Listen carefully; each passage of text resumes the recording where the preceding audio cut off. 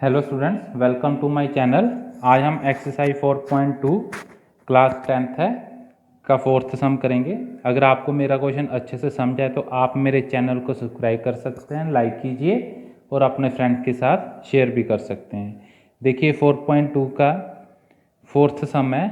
इस क्वेश्चन को पहले रीड करेंगे, उसके बाद मैं आपको समझाऊंगा क्या कहा है इस क्वेश्चन में। Find two consecutive positive integer sum of whose square is 365। कहते फाइंड करो टू कंसेक्टिव पॉजिटिव इंटीजर। पहले मैं आपको कंसेक्टिव का मीनिंग बताऊंगा। कंसेक्टिव का मीनिंग होता है लगातार, ठीक है। ऐसे दो पॉजिटिव इंटीजर बताने। इंटीजर्स कौन से होते हैं? माइनस इन्फिनिटी से लेके पॉजिटिव इन्फिनिटी तक, ठीक है। Minus infinity, -3, -2, -1, 0, 1, 2, 3, continue positive infinity, ठीक है। लेकिन इन्होंने पॉजिटिव इंटीजर कहा है स्टेटमेंट में, सिर्फ इन्होंने क्या कहा है? Positive integer. तो नेगेटिव इंटीजर तो रिजेक्ट करने हैं हमने, सिर्फ पॉजिटिव इंटीजर की बात करनी है। कहने का मीनिंग जीरो से स्टार्ट कर सकते हो आप, जहाँ फिर ठीक है जीरो तो नहीं होगा क्योंकि अकॉर्डिंग टू स्टेटमेंट मैं बताऊंगा आपको। जीरो हो भी सकता है, नहीं भी हो सकता है, ठीक है। जीरो लिख सकते हैं आप। कॉन्टिन्यू पॉजिटिव इन्फिनिटी तक। पॉजिटिव इंटीजर का मीनिंग मैंने आपको बता दिया। फिर कंसेक्टिव का मीनिंग बता रहा हूँ। कंसेक्टिव का मीनिंग होता है लगातार, ठीक है। ऐसे हमने टू कंसेक्टिव पॉजिटिव इंटीजर बताने हैं। कंसेक्टिव का मीनिंग लगातार, कॉन्टिन्यू। कहने का मीनिंग 13, 14, 16, 17 दोनों नंबर क्या है? कंसेक्टिव, ठीक है। पॉजिटिव भी, पॉजिटिव इंटीजर भी है और कंसेक्टिव नंबर भी है। 100, 101, 99, 98, 1000, 999, ये सभी क्या हैं? कंसेक्टिव, सभी पॉजिटिव भी है, ठीक है। तो ऐसे टू पॉजिटिव कंसेक्टिव इंटीजर बताने हैं, लेकिन कौन से बताने हैं? उन्होंने कंडीशन दी हुई है। Find two consecutive positive integer the sum of whose square is 365, ठीक है। ये कंडीशन है, कंडीशन को मैं अप्लाई करना बताऊंगा। पहले हम पॉजिटिव इंटीजर्स पोजीशन कर लेते हैं। Let 1 positive integer x position कर लिया है। लेट सेकंड पॉजिटिव इंटीजर कौन सा पोजीशन किया है? x+1। अब अकॉर्डिंग टू क्वेश्चन करना है हमने। क्या कहा है क्वेश्चन में? सम करना है। किसका सम करना है? सम ऑफ हुज स्क्वायर इज 365। सम करना है किसका? कहते दो इंटीजर है, उनका स्क्वायर का सम करना है। किसके इक्वल है? 365। देखिए सम करना है, किसका सम करना है? सम ऑफ हुज स्क्वायर, ठीक है ना। सम करना है जिसका स्क्वायर, किसका स्क्वायर? पॉजिटिव इंटीजर का स्क्वायर। किसके इक्वल है? 365। अगर आपने इस स्टेटमेंट को इस वे से कर दिया, first positive integer, second positive integer sum करके अगर उसके बाद स्क्वायर किया है, इनकरेक्ट है, ठीक है। स्टेटमेंट को ध्यान से समझे। क्या कहा इन्होंने? सम करना है। सम किसका करना है? सम कर दिया हमने, सम कर दिया। किसका करना है? सम ऑफ हुज स्क्वायर। कहते जिसका स्क्वायर हो, किसका स्क्वायर हो? जो पॉजिटिव इंटीजर लिए हमने। कौन कौन से लिए हैं? x+1 और x।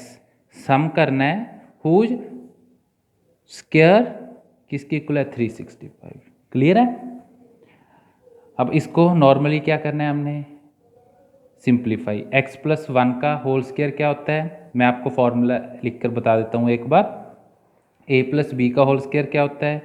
a+b का whole square, a² + b² + 2ab। इसी को हमने यहाँ पे अप्लाई करना है। x² as it is a² + b² + 2a into b। Simplify करना है। x² + x² + 1 का square 1, 2 into x 2x into 1 2x किसके इक्वल है? 365। लाइक टर्म्स आइडेंटिफाई करेंगे। दोनों क्या है? लाइक टर्म्स, क्योंकि वेरिएबल की डिग्री अगर सेम हो तो दोनों क्या होंगे? वो like terms. 1 + 1 2x² plus 1 plus 2x, 365 left side आके साइन चेंज हो गया उसका, 2x² प्लस देखिए 1 और नेगेटिव के 365 दोनों क्या है, लाइक टर्म्स, ठीक है। तो 2x एज इट इज़ लिख लेते हैं, इसमें एक सब्ट्रैक्ट कर देते हैं, 364 किसके इक्वल है, 0। अब हमने x की वैल्यू फाइंड करनी है, जो x की वैल्यू होगी वही हमारे पॉजिटिव इंटीजर होंगे। इसमें इस सम को करने के हमारे पास दो मेथड है, एक तो सभी में 2 कॉमन निकाल के भी कर सकते हैं, जिससे हमारी सिंप्लीफाई करने की इस इक्वेशन को थोड़ा सा इजी हो जाएगा, ठीक है ना। तो मैं आपको विदाउट कॉमन निकाल के ही करवाऊंगा, ठीक है। तो पहले तो हमने वही पुराना रूल अप्लाई करना है, फैक्टराइजेशन मेथड से करेंगे, 365 के प्राइम फैक्टर बनाएं, ठीक है, नहीं 365 के नहीं बनाएंगे, 364, ठीक है। 364 को किससे मल्टीप्लाई करनी है, जो x² का कोफिशेंट है, क्या है कोफिशेंट, 2, किसके इक्वल है, 365 को 364 को 2 के साथ मल्टीप्लाई किया है। देखो 728 के अगर प्राइम फैक्टर बनाओगे थोड़ा सा लेंथी होगा, ठीक है कैलकुलेशन। अगर आप इस इक्वेशन में से 2 कॉमन निकाल लोगे तो हमारे पास कैलकुलेशन करनी इजी हो जाएगी, ठीक है। तो 728 के अगर हम प्राइम फैक्टर बनाएंगे, फिर उसको बाद फर्दर 2 ग्रुप्स में डिवाइड करेंगे, ये थोड़ा सा हमारे पास क्या हो गया, लेंथी हो गया, इसीलिए हम कॉमन निकाल के ही करेंगे सम को।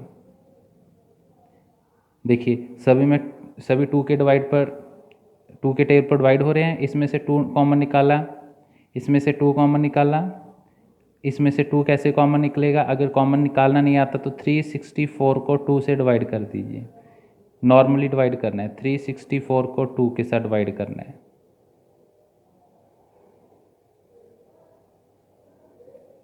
2 182, ठीक है। x² जे 2 इधर मल्टीप्लाई में, उधर जाके क्या हो जाएगा, डिवाइड में, 0 × 2 0। अब 182 के प्राइम फैक्टर बनाएंगे, काफ़ी इजी है, कंपैरिजन टू 728। अब 728 के भी प्राइम फैक्टर बना सकते हो, लेकिन कैलकुलेशन काफ़ी डिफ़िकल्ट हो जाएगी, इसीलिए मैंने फिर 2 कॉमन निकाला है, ठीक है। 2 कॉमन निकालेंगे, कैलकुलेशन ईजी है, इसमें मिस्टेक होने के कम से कम चांस रहते हैं, जितनी बड़ी कैलकुलेशन होएगी उतनी मिस्टेक होने के ज़्यादा से ज़्यादा चांस बढ़ जाते हैं। अब 182 को मल्टीप्लाई करना है, x² का कोफिशिएंट कितना है, x² का कोफिशिएंट 1, 182, फिर 182 के क्या बनाने हैं हमने, प्राइम फैक्टर,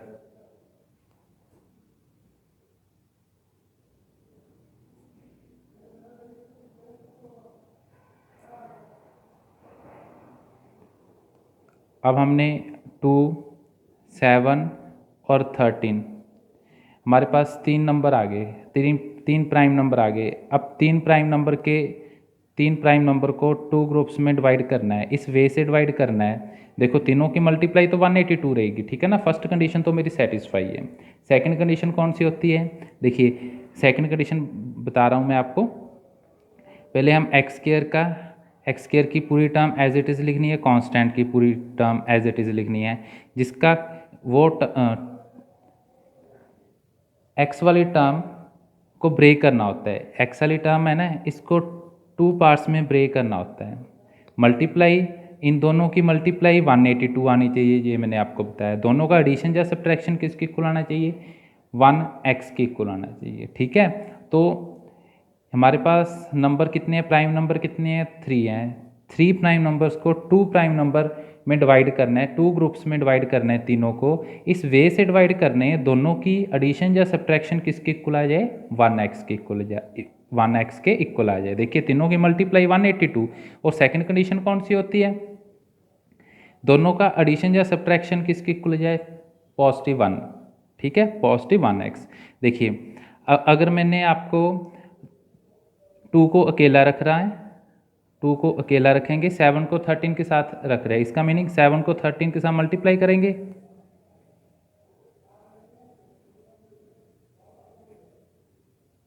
91, इन दोनों का एडिशन 93। देखिए 2 + 91 93 इनकरेक्ट। अगर सब्ट्रैक्ट करेंगे फिर 89 पॉजिटिव का भी नेगेटिव का, ये तो हमें देखते सारी पता कन्फर्म हो गया इनकरेक्ट है। इसको तो ऐसे रखेंगे नहीं। 2 को 7 के साथ रखा 14, अकेला कौन रह गया 13, दोनों को ऐड करेंगे 27 इनकरेक्ट। लेकिन अगर दोनों को सब्ट्रैक्ट करेंगे 14 - 13 कितना आ गया 1, ये मेरा क्या करेक्ट। पॉजिटिव किसको रखना है 14 को, क्योंकि यहाँ पे पॉजिटिव कौन सा है 1 है, ठीक है ना। 14 पॉजिटिव के 13 नेगेटिव के। ब्रेक कौन सी टर्म को किया हमने, एक्स वाली टर्म को ब्रेक किया। क्लियर है, मेन यही स्टेप होता है ब्रेकेशन का। इसके बाद इन दोनों में से मैक्सिमम वैल्यू कॉमन निकालनी है। इन दोनों में से जो मैक्सिमम वैल्यू है, इन दोनों में से तो x ही कॉमन है, इसके पास x रहा, इसके पास ओनली 14। इन दोनों में से कॉमन क्या है, देखो x तो कॉमन नहीं है, 13 कॉमन है। रीज़न क्योंकि 13 के टेबल 182 चेक कर लेते हैं, क्या 13 के टेबल पे 182 डिवाइड होगा कि नहीं होगा।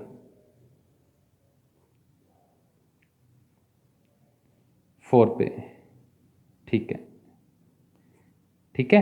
अगर 182 में से हमने 13 कॉमन निकाला तो क्या बचा यहाँ पे 14, और यहाँ पे क्या है x, दोनों क्या है नेगेटिव। अब ये वाली वैल्यू और ये वैल्यू दोनों सेम होनी चाहिए, लेकिन दोनों क्या है पॉजिटिव, ये दोनों नेगेटिव है। इसका मीनिंग इन दोनों में से नेगेटिव साइन क्या कॉमन आ रहा है। अगर नेगेटिव साइन कॉमन आ रहा है तो नेगेटिव साइन क्या हो गया, कॉमन आ गया। अगेन इन दोनों में से कौन सी वैल्यू कॉमन है उसको बाहर शिफ्ट करेंगे, x + 14। इस पूरी टर्म के पास x रिमेनिंग, इसके पास नेगेटिव के 13, किसके इक्वल है हमारा 0 के इक्वल। आइदर x + 14 किसके इक्वल है 0 और x - 13 किसके इक्वल है 0।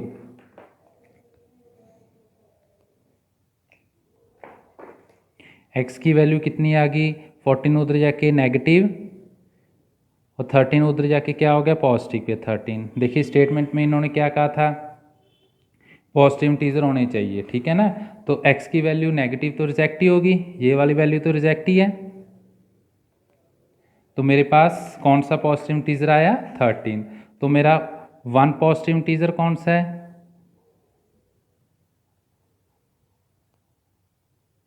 13, और सेकंड कौन सा है x की वैल्यू है, ठीक है ना। सेकंड कौन सा है x + 1, 13 + 1 कितना आ गया 14। ये मेरा क्या है रिक्वायर्ड आंसर। नेगेटिव इसीलिए रिजेक्ट हुआ है क्योंकि स्टेटमेंट में इन्होंने क्या कहा था, find 2 consecutive positive integer. Positive integer कहा था, नेगेटिव वाली रिजेक्ट, कंसेक्टिव कहा था लगातार होने चाहिए। देखिए एक 13 आया और दूसरा कौन सा आया मेरे पास 14। एक 13 आया, दूसरा कौन सा है 14, दोनों पॉजिटिव है, दोनों कंसेक्टिव है। अगर आपको ये मेरा वीडियो अच्छे से समझ आया हो तो आप मेरे चैनल को सब्सक्राइब कर सकते हैं, लाइक कीजिए और अपने फ्रेंड के साथ ज़्यादा से ज़्यादा शेयर भी कर सकते हैं।